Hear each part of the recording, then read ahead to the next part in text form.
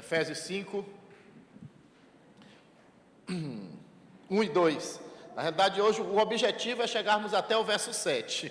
Não sei se vamos conseguir, mas vamos tentar. E agora nós vamos ler os versículos 1 e 2. Deixa eu aí? Pronto. Portanto, sejam imitadores como filhos. Essa é a NVI. Eu vou preferir que você bote a Almeida. Mas deixa aí. Depois você bota. Esse pessoal é eficiente demais, para aí já. Então, versículo 1, agora o 2. O 2. E vivam em amor, como também Cristo nos amou e se entregou por nós como oferta e sacrifício de aroma agradável. Então, esses são os 2 versículos que nós vamos iniciar essa manhã. Feche seus olhos por um instante. Pai de amor e misericórdia, muito obrigado por essa porção inicial da Tua palavra. Que possamos realmente aprender o que o Senhor tem a nos ensinar nesta manhã. Que Teu Espírito flua em nossos corações, nos trazendo vida, nos trazendo alegria, em um santo nome de Jesus. Muito bem, então vamos lá. Pode ser tomar assento aí, quem ainda está em pé. Fique à vontade aí na sua cadeira. Só não pode dormir, né, irmão? Mas puxa a coluna para um lado, puxa para o outro, né? Encaixa. É melhor que fique ereta, 90 graus aqui, certinho. Não é para ficar assim, nem para ficar assim, nem assim, para não dar escoliose, cifose e um bocado de coisa aí que eu não sei o nome. Muito bem. Então nós lemos os versículos 1 e 2, onde diz que sede, pois, imitadores de... É interessante que a gente já leu, acho que foi até o pastor Fábio que pregou em um dos capítulos anteriores, o apóstolo Paulo dizendo: sede meus imitadores, como eu sou de Cristo. E aqui no capítulo 5 ele diz: sede, pois, imitadores de Deus. Bom, bora entender isso, mas depois, mas como é que... Lá ele fala que é imitador dele, mas ele diz, olha, seja meus imitadores, porque eu imito a Cristo, a Deus. E aqui ele deixa bem claro: sede, pois, imitadores de Deus. Bom, para quem está... Estou vendo aqui que tem gente que talvez tenha vindo hoje pela primeira vez nesse estudo de Efésios. Só para lembrar, a carta aos Éfesos, né? A cidade, o povoado de Efésios, Paulo escreveu quando ele estava preso. Como a maioria das cartas deles, ele escreveu quando ele estava lá em Roma, esperando o dia de ter a cabeça cortada. Ele não escreveu lá em Éfeso, ele não escreveu em Corinto, ele escreveu em Roma, né? E através de um portador, que pode ter sido Timóteo, pode ter sido qualquer um, isso aí não vamos nos apegar a esses pequenos detalhes que não vão fazer diferença no momento. Então ele escreve essa carta e na realidade ele envia essa carta para as igrejas da Ásia. Mas como a primeira a receber foi Éfeso, ficou como carta aos Efésios. Mas a carta tinha uma amplitude de todas as igrejas ali da Ásia Menor, da Macedônia, onde hoje é a Turquia e Companhia Limitada. Então ele escreve nesse propósito para alinhar as igrejas. Ele recebe as notícias de que as igrejas estavam uma bagunça, que estava uma confusão. Então ele escreve para alinhar, ele escreve para lembrar a igreja que existe um plano de salvação através de Jesus. Ele recebe a notícia que as igrejas estão rachando, estão desunidas. E ele escreve principalmente essa carta de Éfeso, focando sobre a unidade do corpo de Cristo. Então, esse é o resumo que eu posso fazer do capítulo 1 ao capítulo 4, porque hoje a gente vai começar o 5, ok? Bom, então nesse capítulo 5, ele começa chamando a atenção sobre a necessidade de imitarmos a Deus, sobre a necessidade de sermos imitadores. Só que quando fala de imitadores de Deus, existem 2 grandes vertentes teológicas a favor e contra. Uma teologia diz, olha, o homem é um semideus, porque se nós somos filhos de Deus, então nós somos filhos de Deus. É aquela história, como eu sempre dou o exemplo de Thor. Thor é um semideus porque ele é filho do Deus, acho que é Odin, né? Odin? Quem sabe aí é Odin, né? Mitologia grega e filmes da Marvel, aí a gente aprende essas coisas. Então, ele é filho de um Deus, porém ele é filho de um Deus que se relacionou intimamente e carnalmente, se fez carne e engravidou uma humana. E aí nasceu um semideus, porque é filho de um Deus com humana. Aí nessa vertente alguns dizem assim, não, mas Deus, engravidou Maria, mas Deus não se fez homem para ter intimidade sexual com Maria. Foi uma obra do Espírito Santo. E aí é uma questão de fé. Mas alguns dizem, não, a gente é semideus. E isso, você pode dizer, mas eu nunca vi isso na igreja. Eu vou te mostrar como isso chega nas igrejas. A partir desse momento, as pessoas dizem, já que eu sou um semideus, a minha palavra tem muito poder. E aí pegam 3 versículos, que eu vou só, anotei aqui, se você quiser anotar, você anota para depois você refletir em casa. João 14:13, para aqueles que trazem papel e caneta para a igreja. João 14:13, principalmente no culto de 10 horas, que é um culto mais voltado para o estudo. Em Mateus 21:22, Mateus 21:22, e em 1 João 3:22, 1 João 3:22.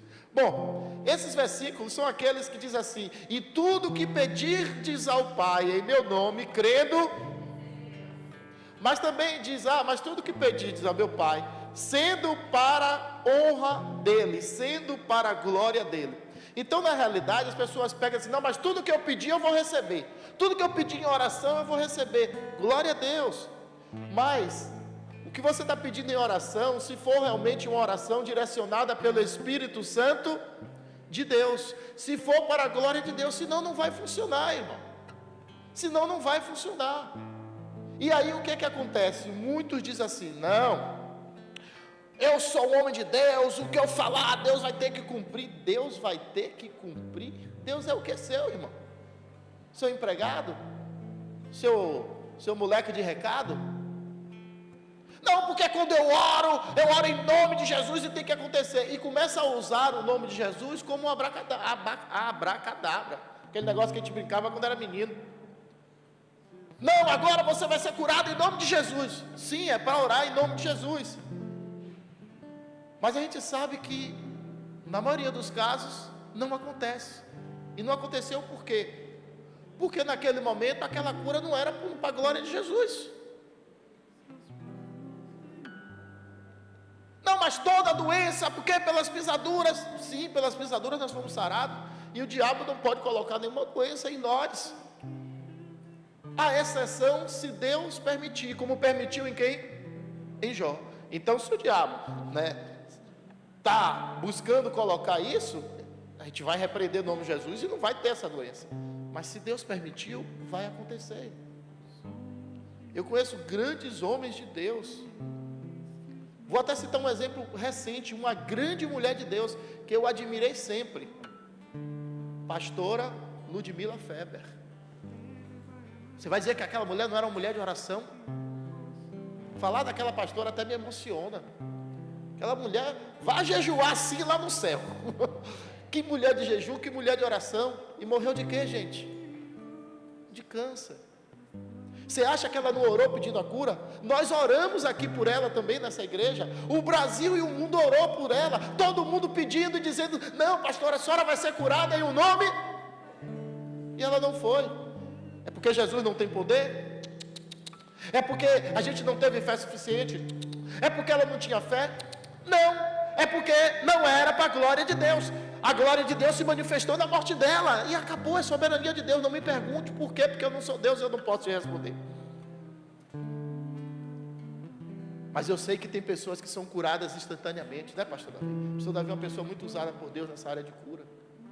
Mas também sei que há casos que ele orou e não aconteceu. Então a igreja, não, mas eu estou imitando a Deus, mas não é dessa forma. Eu não posso achar que porque eu abri a minha boca, e aí os anjos vão correr, e vai resolver tudo. Quem manda são Deus. Os anjos são seres celestiais, ministradores da bênção de Deus, que estão a nosso serviço, mas não quer dizer que o anjo é capacho. Anjo, vá ali. Anjo, faça aquilo. Anjo, faça aquilo outro. E o anjo vai ficar fazendo tudo. Ele vai fazer se for para a glória. Lembre, a Bíblia diz que o Espírito Santo intercede por nós com gemidos inexprimíveis. E esse inexprimível não é porque não está sentindo dor, não. É porque não dá para exprimir o que ele está falando. Não dá para entender. Quando Ele clama dentro de nós. Então, quando a gente faz uma oração realmente movida pelo Espírito, pode ter certeza, vai acontecer. Mas se não foi aquela vontade de Deus naquele momento, isso não vai acontecer. Então, eu não posso dizer, mas tudo que Jesus falou aconteceu. Sim, é verdade.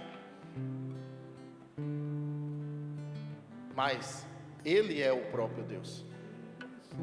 Nós não somos. Nós somos filhos de Deus. Já vou tocar até nesse assunto. E o outro caso é que está em desuso. Deus está em desuso.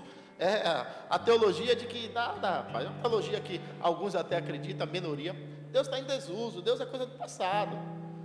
Pai, Deus existe, legal, massa, mas eu não preciso congregar. Deus existe, mas eu não preciso, acreditar, eu não preciso me entregar a Ele. Negócio, para que se batizar?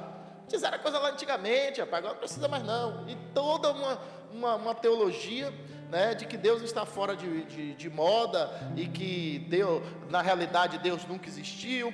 Foi uma criação dos homens para manipular o povo. A igreja foi criada por homem para manipular. Que a Bíblia não foi nada inspiração divina. A Bíblia foram homens que escreveram para doutrinar, para governar, e por aí vai. Mas nós precisamos entender que devemos ser, aqui está dizendo, sede, pois, imitadores de Deus. Para eu imitar alguém ou alguma coisa, eu tenho que conhecer. Aqui na igreja tem alguns imitadores, né? Tem um gaiato do Neto, cadê ele? Estava ali, deve ter subido, né? Tem Felipe Teixeira, que é o imitador, fica imitando os pastores, né? Tem outros aí, que de vez em quando a gente descobre, que fica imitando o pastor Davi orar. Sabia, pastor Davi? Que o senhor é imitado também? Ficava imitando o pastor Fernando, quando o pastor Fernando congregava aqui. Vocês estão comigo, amém, amém, vem cá, né?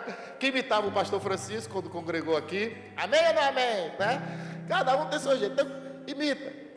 Então, para imitar alguém, eu tenho que conhecer. Aí eu pergunto, você conhece a Deus? E se você o conhece, você sabe que tem algumas coisas de Deus que não são imitáveis. Eu vou até ler todas elas para não esquecer de nenhuma. Primeira, autoexistência. Alguém aqui é autoexistente? Não tem como imitar Deus nesse aspecto. Eu não posso ser autoexistente. Autoexistente só tem um, que é Deus, né? Imutabilidade. Em Deus não há sombra de variação. Aí sempre, principalmente novo convertido, manda essa pergunta para mim. Mas bispo, se Deus é imutável, se Deus não há sombra de variação, porque diz assim lá em Gênesis, depois que Moisés orou, depois que Abraão orou, e Deus arrependeu-se. É porque a palavra no português não corresponde ao original. Então não é que Deus Deus ficou arrependido porque ia destruir todo o povo, porque ia destruir a terra. Não. Ali está dizendo Deus, em função de ter alcançado o objetivo de pelo menos achar um justo sobre a terra, Ele aí cumpre o plano dele, de não destruir a humanidade. Está entendendo? Agora, Deus é imutável, mas eu não sou, você não é.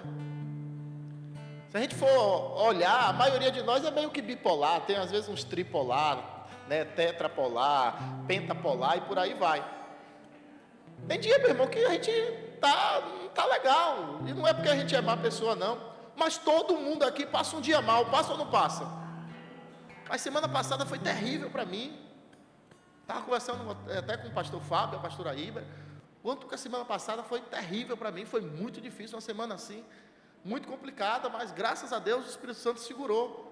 Como eu disse para eles, não vou estar passando certas coisas, não tem necessidade para minhas filhas, está preocupando minha esposa, está preocupando vocês que são meus amigos também. A gente superou, mas tem semanas que são complicadas, tem dias, e nesses dias a gente fica mais murcho do que outros, né? E mulher então, até por via de regra da regra, de vez em quando, naquele período, fica também diferente. Nós somos mutáveis.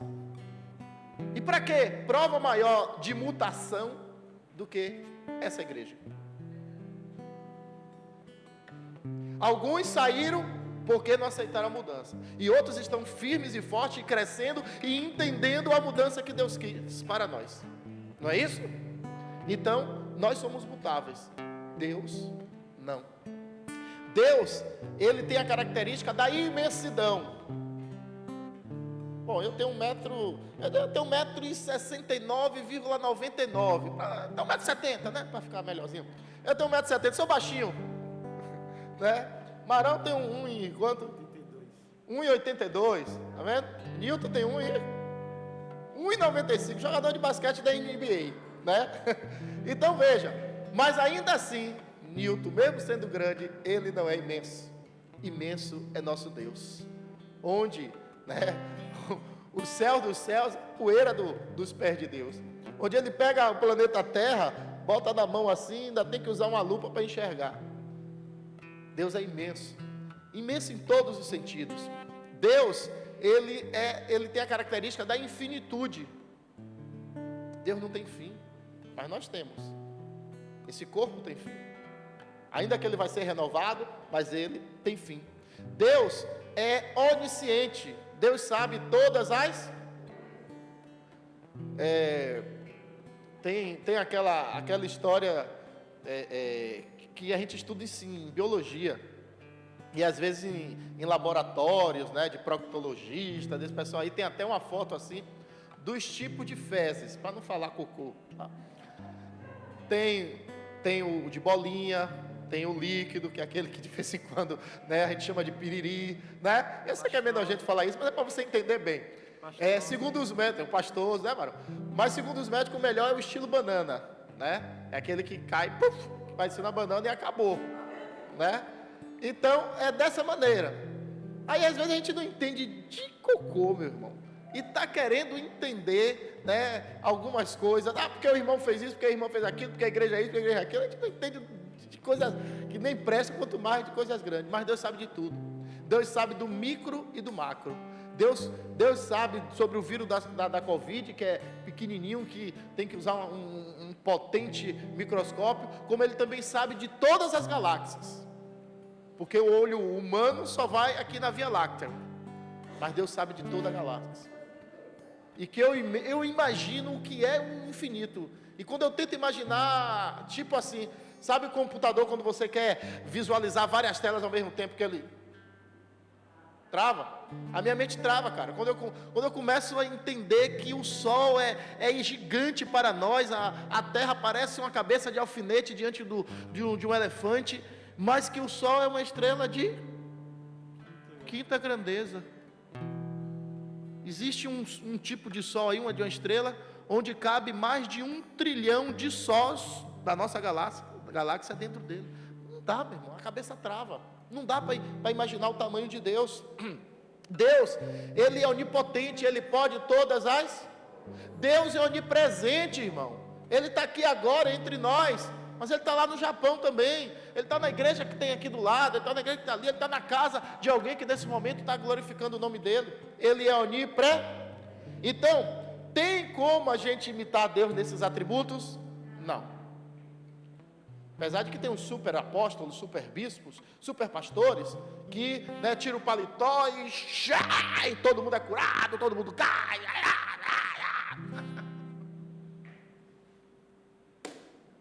Então, como é que a gente tem que imitar a Deus? Já que nós precisamos ser imitadores de Deus. A gente tem que começar a perceber que a mensagem do Evangelho é que nós devemos imitar a Deus conforme a Bíblia nos orienta. O próprio Jesus disse que nós também deveríamos imitá-lo, assim como Ele imita o Pai. E qual a palavra de 4 letrinhas, que de trás para frente até o nome da capital da Itália, que representa melhor Deus? Ontem que estava no casamento eu até falei sobre isso. E aí? Amor. A base da imitação de Deus é no amor. Nós devemos imitar a Deus nas suas atitudes de amor. E quanto mais a gente ama, mais a gente fica parecido com Deus. Porque amar os amigos, amar os que nos amam, é fácil. Mário, você ama a Luciana? Demais. Você ama a Tabita? Demais. Você me ama, Mário? Te amo demais. Tá vendo? Tá vendo, cara? Aí como é que eu não vou amar esse sujeito? Entendeu? É muito fácil. Mas amar quem nos ama, não nos ama, É aí que a gente tem que imitar a Deus, e não é fácil. Olha a expressão na cruz do Senhor Jesus: Pai, perdoa-os, porque eles não sabem. Será que nós temos condições de estar perdoando a quem nos feriu? É aí que a gente se torna imitador de Deus. Porque Jesus perdoou aqueles que transpassou ele com espada. Ele perdoou a quem chutou ele perdoou a quem cuspiu nele, ele perdoou a quem jogou pedra nele. E às vezes, porque o irmão se chateia com a gente hoje, a gente passa 1 semana, 2 semanas sem falar. E dentro da igreja. Será que estamos sendo, imitadores de Deus como deveríamos ser? Será que nós estamos amando um ao outro como Ele nos amou? Nós precisamos pensar nisso. A Bíblia diz que Deus é luz. Então, se Deus é luz, eu vou andar A Bíblia diz que Deus é a verdade. Então, eu devo caminhar Então, esses já são alguns trilhos para que a gente possa andar como imitadores de Deus. Mas aí precisamos amar o irmão, e amar em comunidade é complicado. E aí eu quero ir agora para o versículo 2. Tudo que eu falei agora só era o versículo 1. Sede, pois, imitadores de Deus, como filhos amados. Aí o 2 diz, o 2 dá a resposta: como é que eu posso imitar a Deus? Andando logo no início do versículo está escrito, e andai em amor. Então, me responda, como é que eu posso fazer para imitar a Deus? Que povo inteligente. Pronto, já aprendeu a lição do dia. Andar em amor é a melhor maneira de imitar ao nosso Pai. Bom, mas a gente se torna filho, e a característica de um filho é querer imitar o pai. Não é isso, Marão? Você deve ter algumas coisas que imitam o seu pai, principalmente o menino querer imitar o pai, Eu lembro muitas das coisas que eu imito o meu pai, algumas eu até não gostaria de imitar, mas terminei até imitando.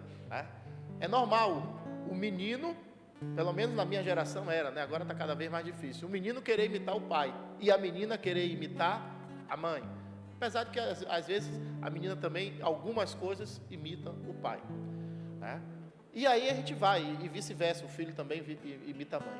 Mas vamos pegando assim na questão bíblica, o filho, ele tende a imitar o pai, sim ou não? Agora eu te pergunto, eu sou filho, óbvio, do meu pai. Eu tenho o DNA do meu pai, correndo onde? No meu sangue, nas minhas veias, dentro de mim está, entre aspas, a natureza de meu pai que foi passada para mim, sim ou não? Sim. Agora eu pergunto, vai que eu tenha sido adotado pelo meu pai? Não sou não, viu? Por sinal, dizem que eu sou a cara dele jovem, E meu irmão é a cara dele velho.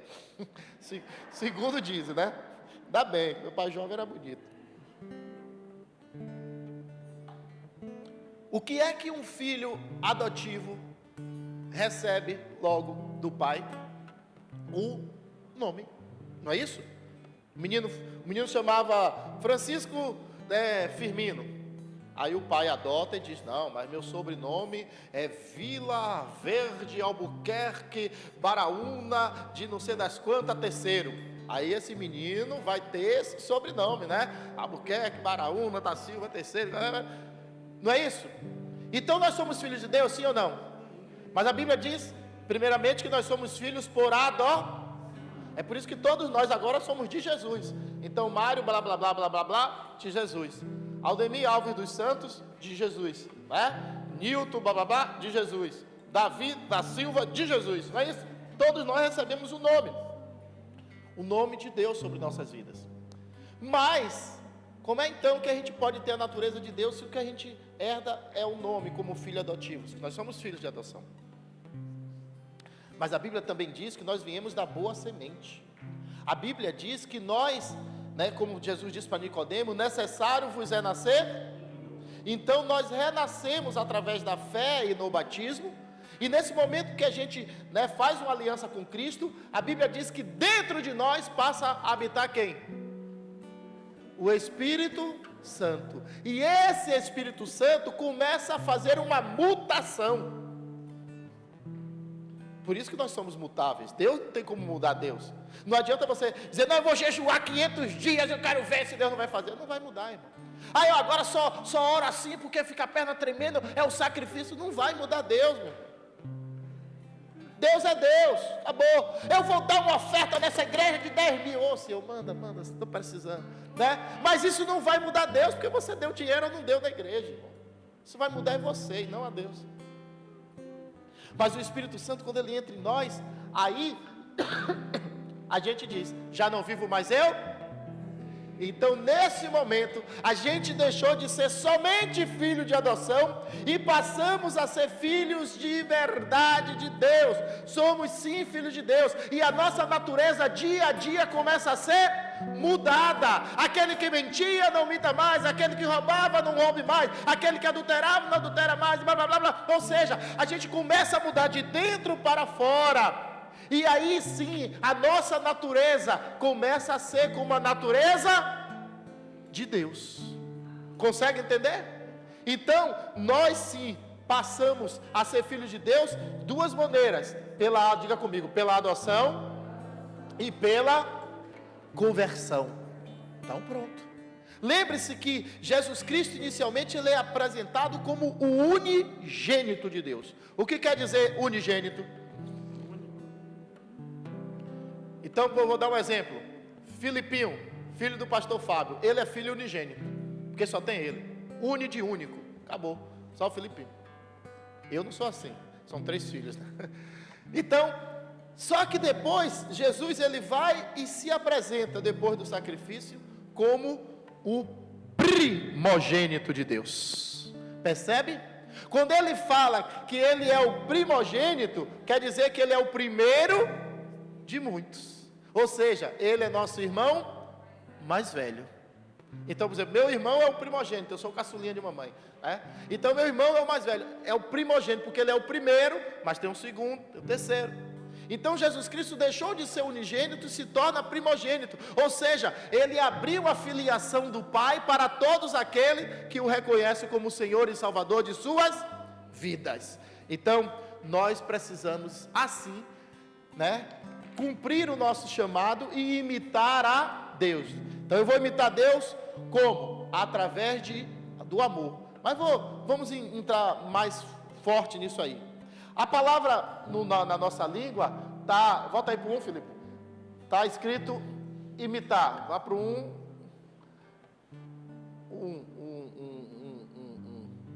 Bom, imitadores. Mas a palavra imitador, sede imitador, imitadores. A palavra imitador, no grego, diga comigo, é mimimeis. Pronto, mimimeis. O que é isso? A palavra grega, irmão. A palavra grega que deu origem a nós no português, a palavra mímica. Então o mimimês, né, o mimimês, ou com aquela letrinha grega lá fica mimiseis, né, mimimeis, essa palavra dada como mímica, literalmente significa que devemos fazer, entre aspas, mímica de Deus. Mas deixa eu explicar isso melhor. Na Grécia daquela época, uma pessoa para ser, por exemplo, um grande orador, o que é um grande orador? Né? Na Grécia era muito comum isso, era aquela pessoa que fazia aqueles discursos bonitos. Um exemplo, o ex-presidente Michel Temer, era um homem que falava um português lindo, né? Rebuscado, um grande orador. São aquelas pessoas que conseguem falar e levar multidões. Então, existia uma escola para formar oradores. E a escola dizia assim: você quer ser um grande orador? Você tem que começar observando e anotando a teoria daquele orador, daquele comunicador. Então a primeira parte, eu conhecer a teoria, eu ler sobre aquela pessoa, sobre aquilo que eu quero imitar, ok? A segunda parte era você justamente fazer a prática, a mímica, imitar. Como é que aquele pregador segura o microfone? Ele usa o microfone assim, ele usa o microfone assim, ele amarrava o microfone aqui, que nem o grande comunicador brasileiro Silvio Santos, né? Sem dúvida alguma, pelo menos para mim, maior de todos, maior do que Gugu, do que Faustão, comparável. Silvio Santos é um ícone nessa área, né? Então, como é que usa o microfone? Então, tem pessoas que, né, pega o microfone assim, todo com a mão assim, para imitar alguém que tem um problema físico, né, mas que eu não preciso imitar o problema físico da pessoa. Mas terminamos por imitar homens, né? Algumas pessoas, né, pregam com outros de um lado para o outro, porque esse pastor prega falando assim, porque você vai ser o quê? Não, porque é uma técnica para manter a sua visão o tempo todo, para você não ficar sono, para você prestar bem atenção em mim, e papapá. Tem outros que pregam, aí fica um bocado de um imitando o outro, e esquece de ser quem é. Aí querem usar palavras do grego, do aramaico, do bestaico, né? E por aí vai, imitando os outros. Quando eu tenho que imitar a Deus. Sabe como é Deus? É como Davi. Você sabe como é Deus? É como Marão. Diga aí, Marão, com aquela voz linda que você tem, Jesus é bom. Aqui. Jesus é bom. Aí chega uma pessoa com a voz de taquara rachada e fala assim, Jesus é bom. Pronto, é Deus falando também, Jesus é bom. Ou Deus falando, Jesus é bom. Porque Deus me criou a imagem e semelhança dele. Eu não preciso imitar ninguém. Eu tenho que imitar o meu Pai. Então eu tenho que estudar a Bíblia, a teoria do meu Pai. Como é que Jesus fazia quando alguém batia nele? Ele se armava e dizia, venha. É isso? Ele fazia o quê?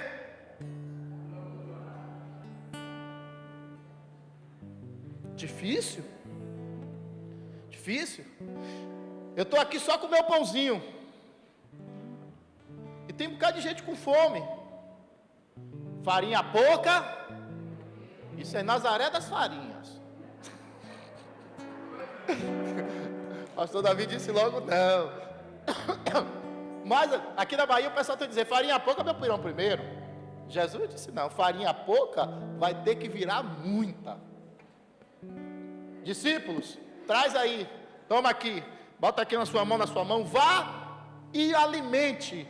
Aí o cara olhou assim, eu imagino, né, Pedro, ou então Natanael, né, ou qualquer um deles, olha, peraí, Jesus me deu quase metade de um pão, um pedacinho aqui do rabo do peixe, eu tenho que alimentar, sei lá, só eu tenho que alimentar umas 600 pessoas, como é que eu vou fazer isso? Mas pela fé, cada vez que aquele homem pegava o pão que estava na mão dele e partia, ele olhava e o pão continuava na mão dele. O que é que eu tenho que fazer? Ah, bispo, eu tenho que fazer esse milagre. Não, irmão, se você conseguir, ótimo. Mas se você pegar do seu mercado 1 quilinho de açúcar e colocar ali, a gente já está fazendo o milagre da multiplicação. Se você puder, né, trazer um sabonete, é milagre da multiplicação. É assim. E isso é ser imitador de Deus. Porque Deus deu sem pedir nada em troca. Sim, mas se eu botar ali, se eu doar 50 cesta básica aí, o senhor me promove a diácono? Aqui não tem isso não, irmão. Aqui não tem isso não. E se eu comprar um terreno e doar para a igreja, o senhor me promove a pastor? Aqui não tem isso não, irmão. Se eu fizer isso, eu vou ficar muito grato.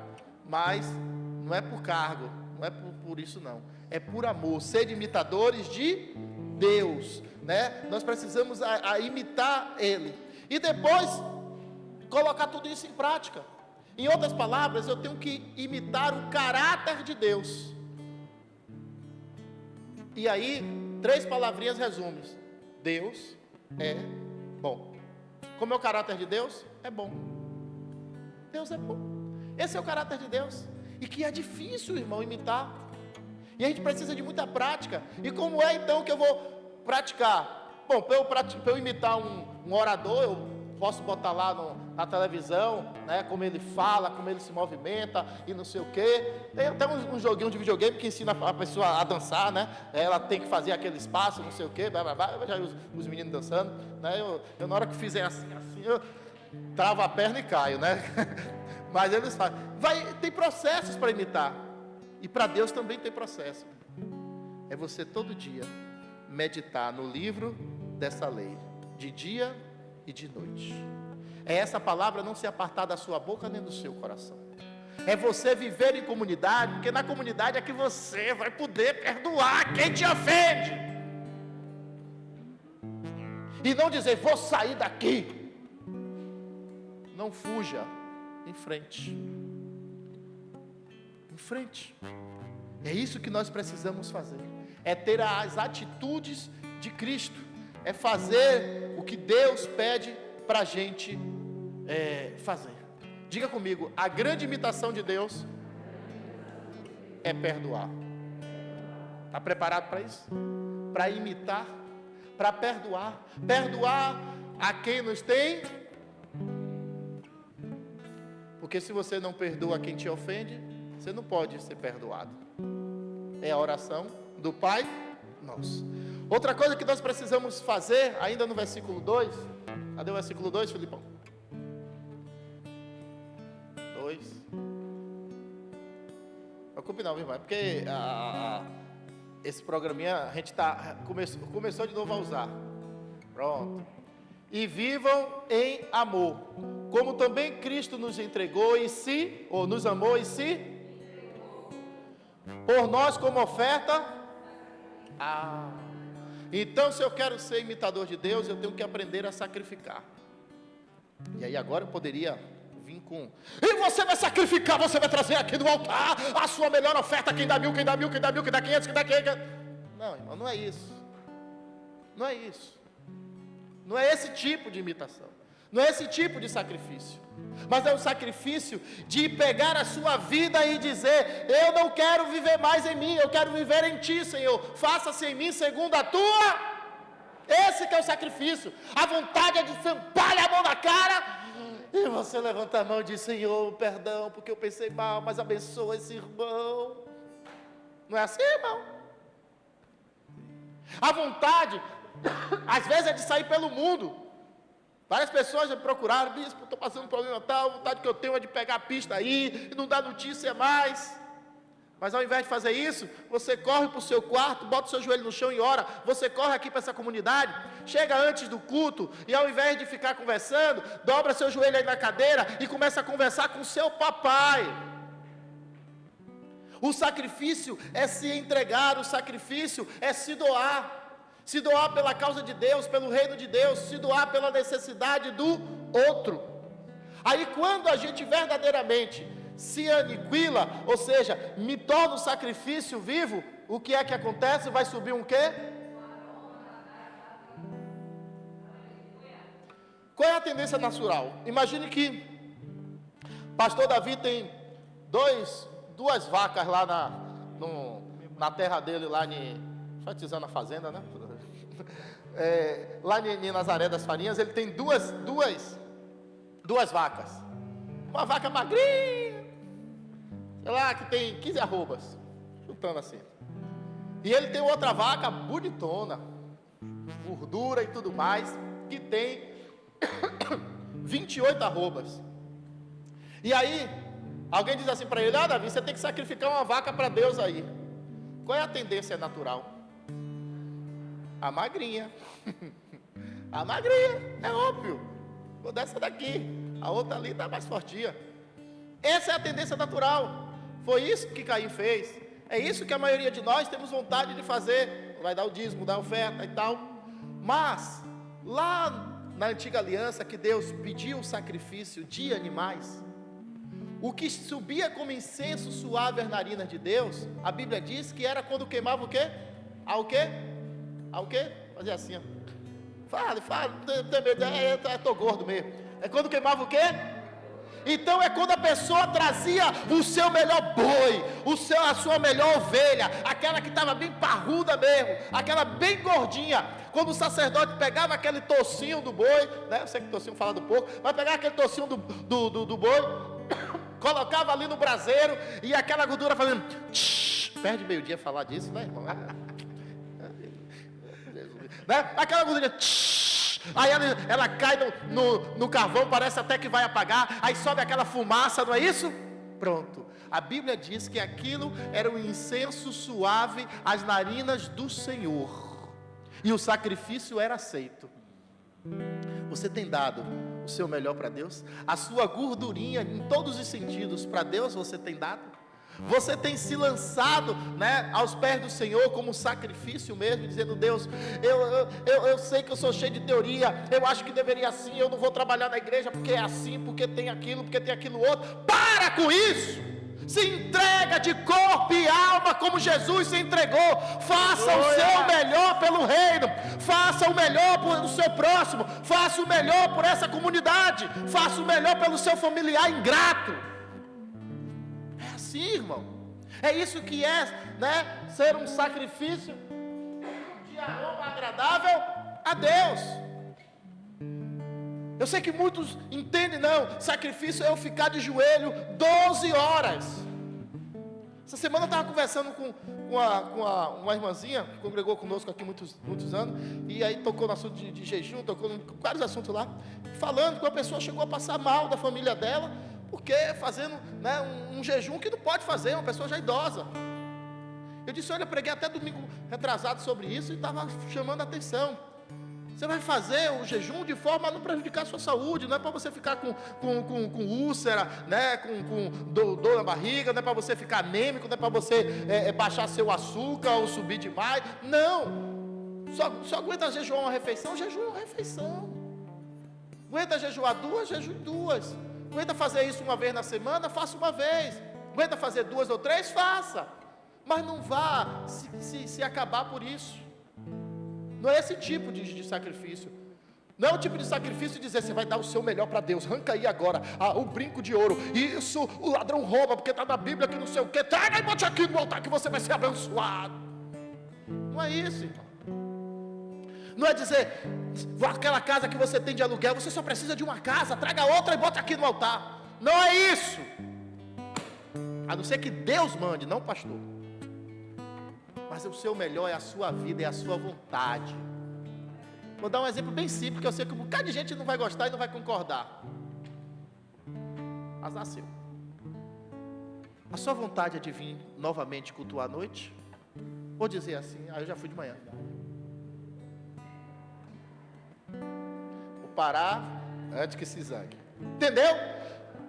Sacrifício é ir contra a nossa vontade para fazer o que é agradável a Deus. Sacrifício é dizer: mas eu cansei de ministério, eu cansei de trabalhar na igreja, eu cansei de ser cooperador, de ser obreiro, de sei lá o que, eu cansei. Mas Deus diz: mas eu não canso de ver você me servindo, eu amo ver você me servindo. Aí qual é o sacrifício? É eu fazer a minha vontade ou fazer a vontade do Pai? Está entendendo, igreja? E o relógio não para, deixa eu adiantar aqui. Vamos lá, vamos ler agora do versículo 3 a 7 para eu poder cumprir até o versículo 7 hoje. Cadê? 3 a 7. Vou ler aqui na minha Bíblia. Felipe pode projetar aí, eu vou ler aqui. Mas, versículo 5. Versículo 5 diz: mas a prostituição e toda a impureza ou avareza nem ainda se nomeia entre vós, como convém nem torpezas, nem parvoices, nem chacarrices, que não convém, mas antes ações de... Porque bem sabeis isto, que nenhum fornicário, ou impuro, ou avarento, o qual é idólatra, tem herança no reino de Cristo e de...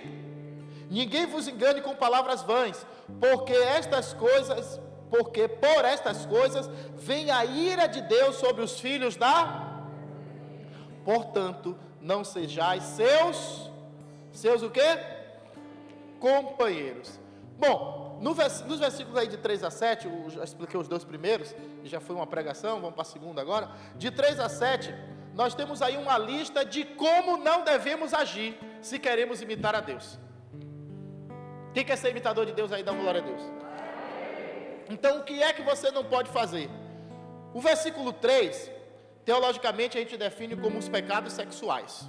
Se você anota as coisas, bota aí coisa aqui, versículo 3, fala de pecados sexuais, ou pecados da prostituição, ou pecados da imoralidade. Então vamos ler devagarzinho. Mas a prostituição e toda impureza ou avareza, nem ainda se nomeia entre vós como convém a santos. Cadê aqui? Esse é o 3? Isso. Aqui na NVI, entre vós não deve haver nem sequer menção de imoralidade sexual, como também de nenhuma espécie de impureza e de cobiça, pois essas coisas não são próprias para os santos. Queridos, quando o apóstolo Paulo escreve isso, aí você diz, mas isso foi bem antigamente. É verdade, Paulo escreveu isso, para ser assim, quase exato, há 1960 anos atrás, quase 2000. Ele deve ter escrito isso aí no ano 60 e 63. Como a gente ainda está em 22, né, falta 40 anos para chegar lá. Então, ele escreveu isso aí há mais ou menos 1960 anos.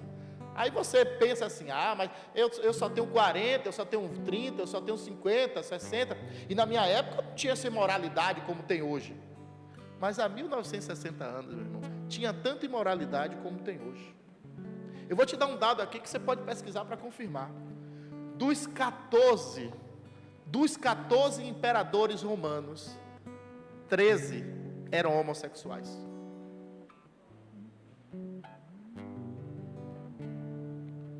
Os César, Augusto César, Nero, né? Cláudio, não sei o que, Alexandre, bababá, esses 13 dos 14 do Império Romano, 13 eram, na realidade, homossexuais e bissexuais, porque eles tinham filhos, né? Até para poder ter o sucessor. Ou seja, 93,3% desses imperadores eram verdadeiros prostitutos em todos os sentidos. E você acha que a população era como? Pior. Eu assisti, não lembro com exatidão se foi o ano 2015 ou 2014, eu fui a Pernambuco, lá naquela cidade chamada Nova Jerusalém, assisti aquele espetáculo da Páscoa lá, né?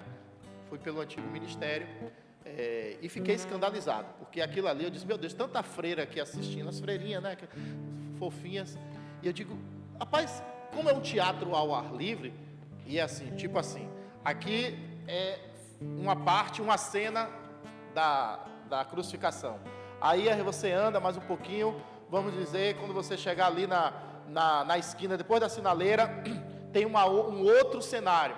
Aí você anda ali, mais onde a gente se concentrava na outra igreja ali, naquele outro espaço, era uma outra, aí você vai andando. Eu sei que você anda praticamente 1,5 km ou 2 para ver isso. Mas a cena dentro do palácio, onde há ali o julgamento de Jesus Cristo, a cena retomando a época, retomando as histórias, né, e fatos de Flávio José, eu fiquei chocado, porque os atores estavam nus mesmo, homens e mulheres nus, e inclusive alguns fazendo ali ao vivo. Eu disse, meu Deus, como é que pode isso aqui? Fiquei chocado. Mas aquilo ali retratava de como era naquela época. A pedofilia era algo normal. Os meninos, para serem iniciados como cavaleiros e tudo mais, tinham que ser abusados por cavaleiros, porque na teoria deles, quando ele passava aquele líquido para aquela criança recebia dele, né, a unção de ser um grande guerreiro e por aí vai. O negócio era feio. Aí é por isso que o apóstolo Paulo chama a nossa atenção, que esse tipo de imoralidade, a imoralidade, né, os prazeres sexuais, os desejos sexuais, isso não é próprio para os... então isso só não é próprio para o santo tal, para o santo tal, para a santa tal. Não é próprio para você, irmão. Porque a palavra santo significa separado, significa aquela pessoa que optou, aquela pessoa que escolheu de sair do mundo do pecado. Não é sair da terra, Porque tem alguns que ficam, Maranata, Maranata, vem Senhor Jesus, vem logo, porque senão eu vou cair, senão eu vou pecar. Não é esse o crente que Jesus quer não, irmão. Não é o crente fujão, não. Não vou nem entrar na questão do arrebatamento aqui. Não é esse tipo de crente que crê em arrebatamento fujão, não. Ele quer o crente que diz, eu não quero pecar. Você pode estar lá no meio da cadeia, lá no meio da prostituição, você diz, eu não vou pecar. Pode ser, pode apanhar. Exemplo, o quarto homem da fornalha, Sidraque, Mesaque e Abednego, eles estavam onde? Lá. E eles resolveram não pecar. Deus o protegeu, os guardou. Então, onde você estiver, se você optar por não pecar, você é um santo. Então, se você quer ser santo, sede santos como meu Pai é santo. Quem é o Pai de Jesus? Que é o meu também. Quem é o Pai? Deus. Então, sede santos. Se eu sou santo, como eu disse, aqui é o que você não deve fazer para ser santo. Se eu quero ser santo, eu não vou estar praticando nenhuma espécie de impureza sexual, de cobiça. Está dando para entender? Versículo 4. Nem torpezas, vou ler aqui, depois leio lá. Nem torpezas, nem parvoíces, que aqui as palavras são mais complicadas. Nem chocarrices, que não convém, mas antes ações de graça. Na NVI, português mais claro. Não haja obscenidade, nem conversas tolas, nem gracejos imorais, que são inconvenientes, mas ao invés disso, da sua boca deve sair o quê? Vou traduzir isso aqui, que é a mesma coisa que está ali. Irmãos,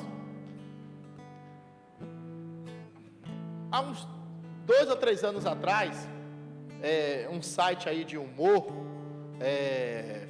fez e no ano passado de novo, se eu não me engano, fez aí um negócio de umas peças, que Jesus era gay, que não sei o que, blá blá blá, blá blá blá, né? E ainda um bocado de crente foi assistir. Não, mas eu quero assistir para ver. Meu irmão, esse tipo de coisa, nem conversas tolas, nem gracejos de moral. Você não tem que estar vendo nada disso.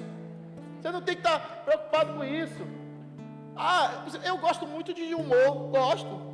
Mas se for ver que é piada pesada, é piada que vem esculhambar com Deus, eu tiro na hora. Acabou. Brincadeirinhas, conversinhas entre irmãos e irmãs. O mundo incentiva a essa prática. Tem uma música que fez muito sucesso há pouco tempo atrás, e eu dei um carãozinho no jovenzinho aqui da igreja, que é, ai se eu te pego, nem lembro a letra da música, a letra não, o ritmo, mas era alguma coisa, ai se eu te pego, se não sei o quê. Rapaz, que foi uma febre, não foi na época, né? Vocês devem lembrar, eu sou péssimo para lembrar a música, mas era um negócio assim, ai se eu te pego, isso e aquilo, virou uma febre. Aí da irmãzinha, ai se eu te pego, o que é isso, irmão? Pega quem? Jesus que vai te pegar.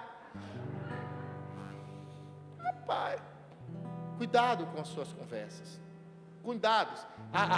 Aqui nessa tradução fala chocarrices. Chocarrices é justamente essas piadinhas sem graça que vai ferir a Deus. Você liga a televisão só tem coisas para incentivar a você pecar, você falar, concupiscência dos olhos, tudo de ruim. Do tempo eu estou correndo aqui. Então, essas coisas são o quê? Se você quer ser santo, você não vai ficar em obscenidade. Deixa eu falar aqui uma palavra que quando eu estava digitando isso aqui, eu até escrevi, botei de caneta aqui do lado. Tem uma palavrinha que na Bahia é mel na boca da maioria. Se tem uma coisa que eu posso dizer assim, eu nunca usei essa palavra, nunca.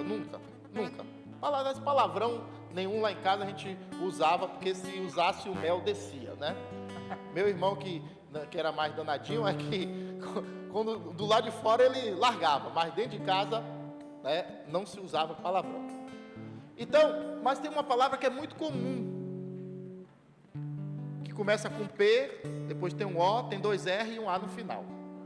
E que tem até crente que de vez em quando solta, né? Mas está em processo de conversão, né? Está em processo de conversão. Uns aqui já soltaram, aí eu olhei assim, meu bispo, me perdoe. Não, irmão, está perdoado até porque você pediu perdão, quer dizer que você se arrependeu, você está entendendo, você está no processo. E que se as pessoas bem soubessem, não usavam essa palavra. Porque essa palavra, ela tem 2 significados. Um significado vem, né, de pau, de madeira, de cacete, de porrete, a bater. Então, quando a pessoa, essa palavra está dizendo Que isso para bater em você? Violência. E o outro significado, né, que está nessa palavra, que é usado no verbo esporrar, né, que pode ser traduzido como dar uma bronca, né, fazer baixaria, ou o ato de jogar sêmen no rosto de alguém. Todo mundo entendeu. Se não entendeu aí, né, fique preocupado, depois me pergunte, que eu não posso ser mais claro do que isso. O ato de jogar sêmen no rosto de alguém. E só quem tem sêmen é homem, tá bom? Então, ou seja, é uma imoralidade, é uma obscenidade. Essa palavra não deveria ser usada de forma nenhuma por um cidadão de bem. Mas aqui na Bahia é mel, tudo é com isso, né? Até time de futebol, a torcida bota lá, né? Aí eu falo, Bahia, minha paixão, tá? Paixão, mas não que eu sou apaixonado pelo, não deixo de vir para o culto, não deixo de fazer nada. Aliás, já tem anos que eu não vou na Fonte Nova, né? Mas é palavra triste, não usa essa palavra. Muito bem, continuando aqui. Então, esse versículo 4 que acabamos de ler, se você quiser colocar aí, é chamado pecados da língua. O primeiro é pecado sexual e esse é pecados da língua. Sobre o pecado sexual, vale reforçar que o apóstolo Paulo está falando isso, porque na cidade de Éfeso, tinha uma deusa chamada Afrodite. Quem lembra aí? Que era a deusa do quê? Do amor. E em Corinto, tinha uma deusa, uma imagem de uma deusa chamada Diana. Tanto em Éfeso como em Corinto, como é que se cultuava essas deusas?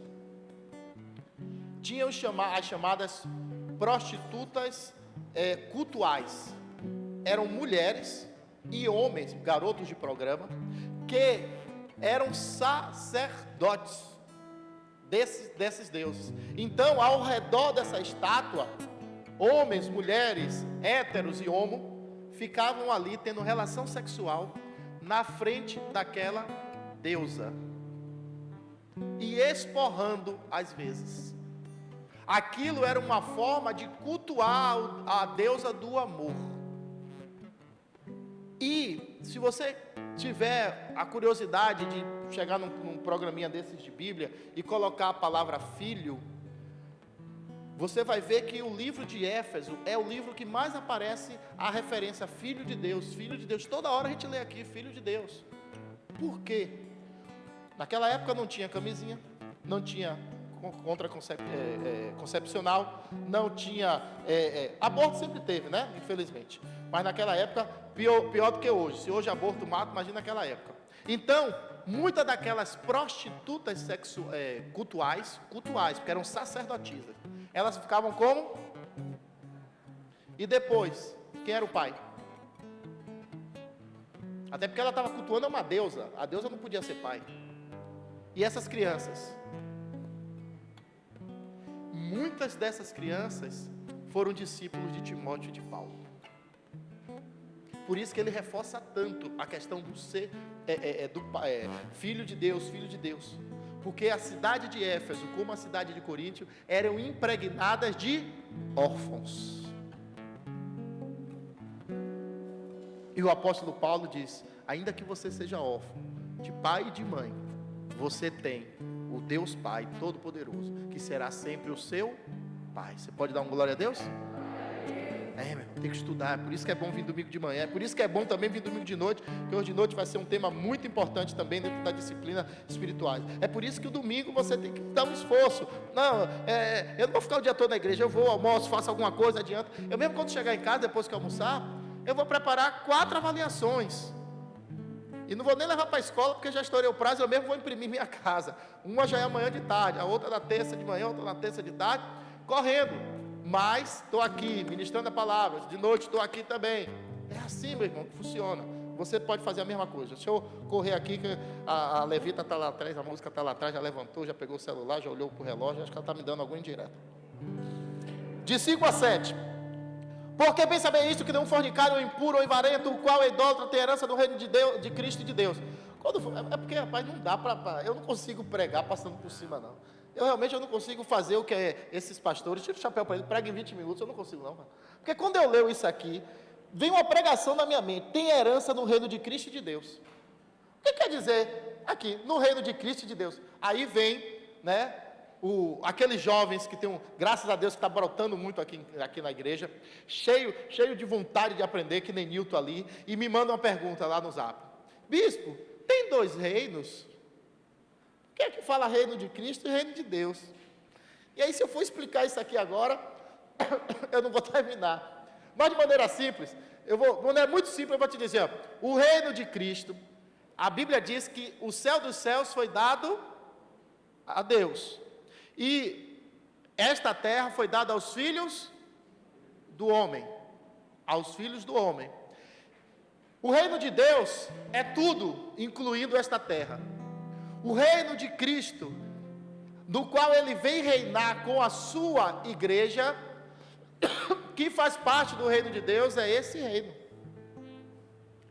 A igreja vai ser arrebatada? Vai. Já preguei sobre isso, mas você não vai ficar o resto da eternidade toda no céu, aleluia, aleluia, glória a Deus, né? Não! A gente vai reinar aqui, no mínimo, não vou, como eu disse, isso é um assunto complexo, no mínimo 1000 anos. Ou você não crê no reino milenial? Está na Bíblia. Então o reino de Cristo quer dizer que eu vou reinar com Ele aqui, nessa terra. Nós vamos fazer parte da equipe de restauração dessa terra. Restaurar a natureza, os rios, os mares. Vamos, eu pelo menos, eu vou. Eu também. Quem quiser ir, tem emprego aí para todo mundo, né? E o salário é a vida eterna ao lado de Deus. Então o reino de Cristo é nesse sentido.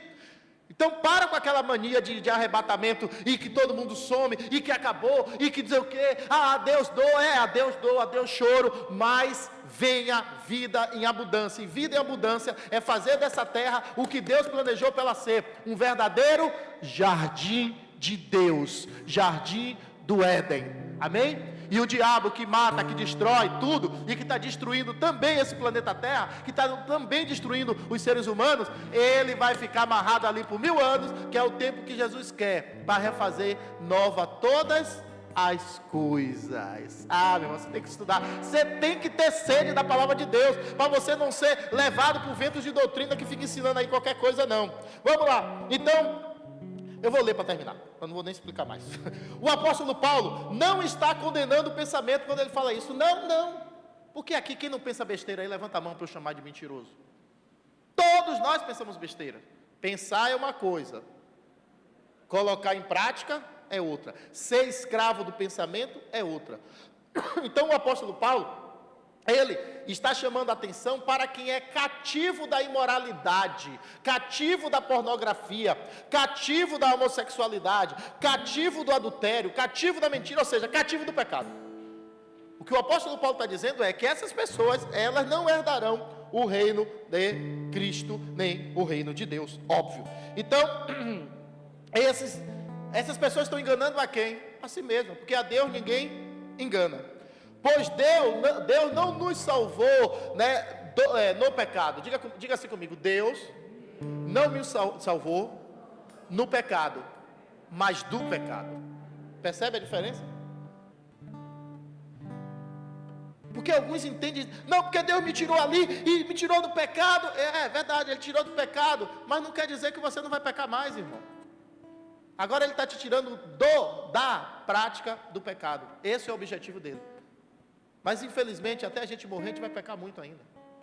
Agora não esqueça de se arrepender, de perdão e não praticar mais. Vai e não peques.